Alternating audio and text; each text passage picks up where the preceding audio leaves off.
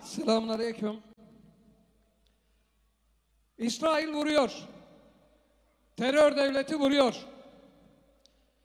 İsrail 2 haftadır Gazze'yi havadan, karadan, denizden vuruyor. İsrail Gazze'yi terk edin diyor. Gazze'lilerin bir kısmı yola çıkıyor. Bu kez konvoyu vuruyor.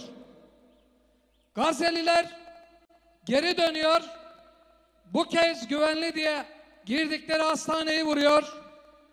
Camileri vuruyor. Okulları vuruyor terör devleti.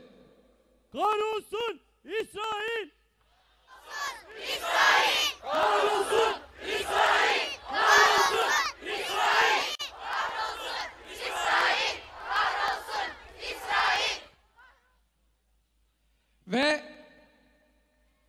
bir ihtiyar bunak ABD'den çıkıyor, İsrail'e gidiyor ve diyor ki İsrail'in kendini savunma hakkı var. Yani katil olay yerinde ve dünya suskun, terör devletini desteklerken maalesef sınırda darbeci Sisi sessiz kalıyor, kapıları açmıyor. İşbirlikçi kukla Mahmut Abbas gösteriye katılan kardeşlerini 50 kişiyi tutukluyor. Ürdün kralı yine aynı kuklalardan biri. Diyor ki çölden yol var. Kırmızı çizgimiz, biz Filistinlileri almayacağız.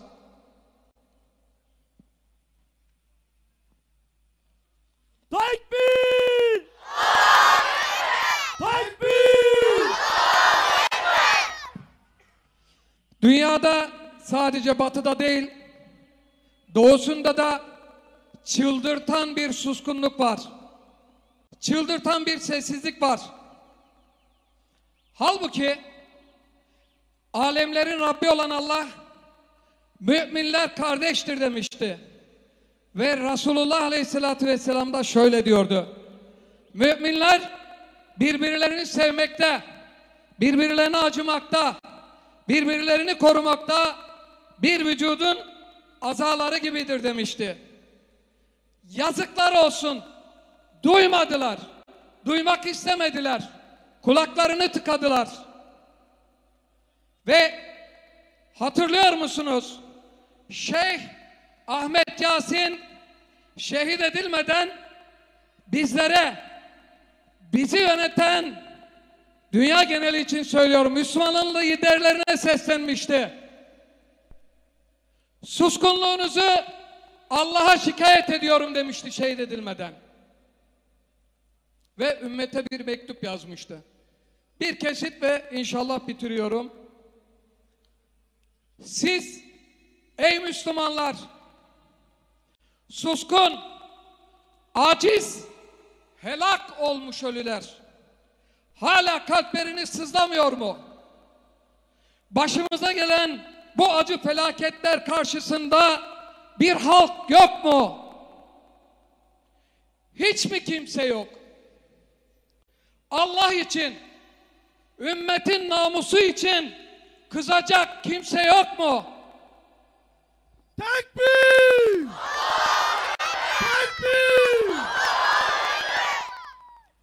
Ve Şeyh Yasin şehit olmuştu. Hatırlıyor musunuz? Doğu Türkistan'da saldırıya uğrayan ümmet coğrafyası ve tüm mazlumları unutturmadık, unutturmayacağız. Onun için buradayız, bir aradayız, birlikteyiz. Doğusuyla, batısıyla susmaya devam etsin kukla liderler. Ama biz susmayacağız. Bu çıldırtan sessizliği biz bozacağız, bozuyoruz. Yıllardır bizim dağınıklığımız kafirlerin gücü oldu. Ama biz bu gücü kıracağız, silkineceğiz, kendimize geleceğiz, ayağa kalkacağız, zalimlere karşı duracağız ve ilahi emre uyacağız. Bismillah. Hep birlikte Allah'ın ipine sımsıkı sarılın. Bölünüp parçalanmayın. Allah'ın size olan nimetlerini hatırlayın. Hani siz birbirinize düşman idiniz. Allah gönüllerinizi birleştirdi. Onun nimeti sayesinde kardeşler oldunuz ve siz bir çukur, bir ateş kenarındaydınız. Allah sizi kurtardı. Allah ayetlerini böyle açıklıyor ve birlikte bir ses verelim İsrail'e, bitirelim. Son olarak, düşmanlarım bana ne yapabilir ki? Ben cenneti yüreğimde taşıyorum. Hapsedilmem halvet, sürgün edilmem hicret, öldürülmem şehadettir. Selamünaleyküm. Tekbir! Bismillahirrahmanirrahim. Elhamdülillah. Ve salatu ve selamu ala Resulillah. Ben Müslümanım elhamdülillah. Bir dedem Fatih'tir, bir dedem Selahaddin. Kalbim küçük bir kuş gibi merhametli, bedenim koca bir dev gibidir. Bastığım yer Anadolu, gözlerim Kudüs'e bakar. Alnım Mekke'ye dönük, kalbim Medine'de atar. Yüreğim Doğu Türkistan'da, Arakan'da, Gazze'de, Filistin'de sızlar. Gözyaşlarım dökülür her sabah. İstanbul'dan ve Diyarbakır'dan akar. Ta Bağdat'a, Şam'a, Kandahar'a, Kurtuba'ya, Endülüs'e kadar dökülür. Irak'ta bombalanan benim, Akdeniz'de boğulan, Arakan'da yakılan, Afrika'da aç kalan benim, Bağdat sokaklarında köpeklere parçalatılan çocuğum ben. Ben ümmete sırtını dönmüş Hanzala'yım. Kimi zaman Aylan'dır ismim, kimi zaman Umran. Kimi zaman Muhammed Durra'yımdır, babasının kucağında şehit olan. Kimi zaman Esma'yımdır, Mısır topraklarından cennete uçan. Ben Yasin Börü'yüm, Diyarbakır sokaklarında kana bulanan. Ağlayan analar hep benimdir. Bu tüten ocaklar benim, göğe yükselen feryatlar benim. Türkçe, Kürtçe, Arapça ağıtlar benimdir. Amerika'da beyazlar Malcolm X diye bilirler beni. Siyah derili kadının çocuğu. Çeçenistan dağlarında Şamil, Afganistan dağlarında Abdullah Azzam diye tanınırım. Mısır zindanlarında Muhammed Mursi, kahvehanelerinde Hasan el-Benna diye yürür namım. Filistin zindanlarında Ahmet Yasin, sokaklarında Abdülaziz Rantisi diye tanınırım.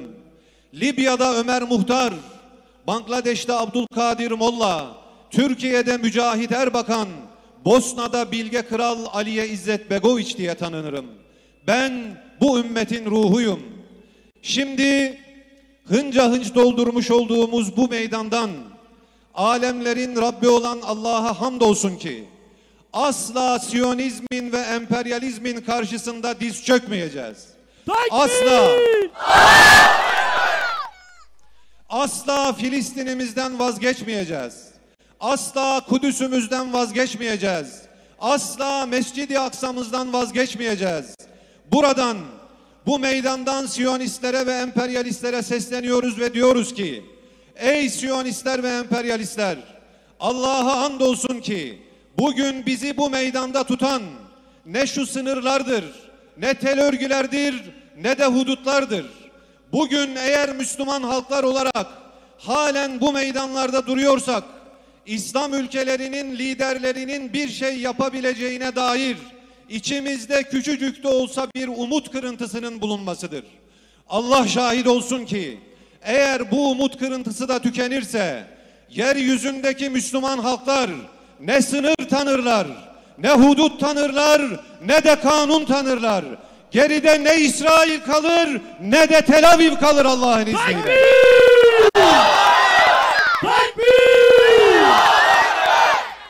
Buradan sakın ola bizim bu söylediklerimizi bir edebiyat ya da slogan olarak anlamasın emperyalistler. Çünkü siz bizi geçmişimizden ve tarihimizden çok iyi tanırsınız. Siz bizi Malazgirt Meydanı'nda İslam ordusunun kılıçlarıyla yere düşen kellelerinizden çok iyi tanırsınız. Siz bizi Kudüs'ün fethinde Sultan Selahaddin'in atının üzengizinden tutarak zillet içerisinde diz çöken komutanlarınızdan ve din adamlarınızdan çok iyi tanırsınız. Siz bizi İstanbul'un fethinde Sultan Fatih'in toplarıyla yerle bir ettiği surlarınızdan çok iyi tanırsınız. Siz bizi Çanakkale'de Seyit Çavuş'un 250 kiloluk top mermisiyle sulara gömülen donanmalarınızdan çok iyi tanırsınız.